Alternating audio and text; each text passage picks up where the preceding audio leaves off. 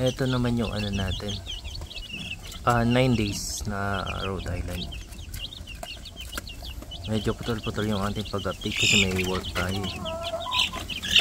Yan, nalakas kumain. Nalaki na. Mamayang hapon papakawalan ko to.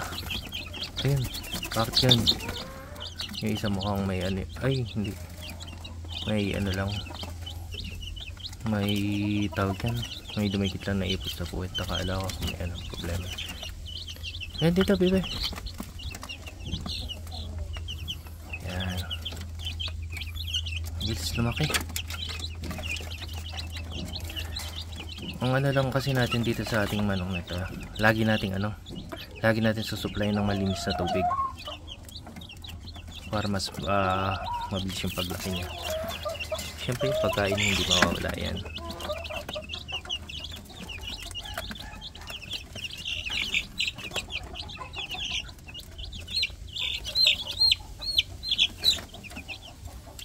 Yan. Patay isa. Ito. Ang laki. Ang laki oh. Ganda. Ito ang anak ni ano, ni Burikok.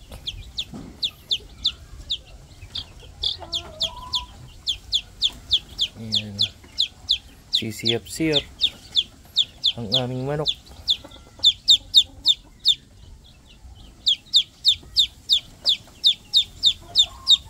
Uy. Loko ka. Pasok. Oh. Jump. Ayan. May buntot na rin, oh. Kaya 9 days pa lang yan. Ganyan nakalaki.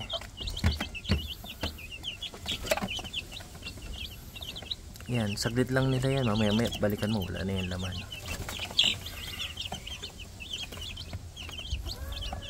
Yan, okay mo na. Yan mo na-update na rin sa ating sisiw. Sisiw ng Rhode Island natin.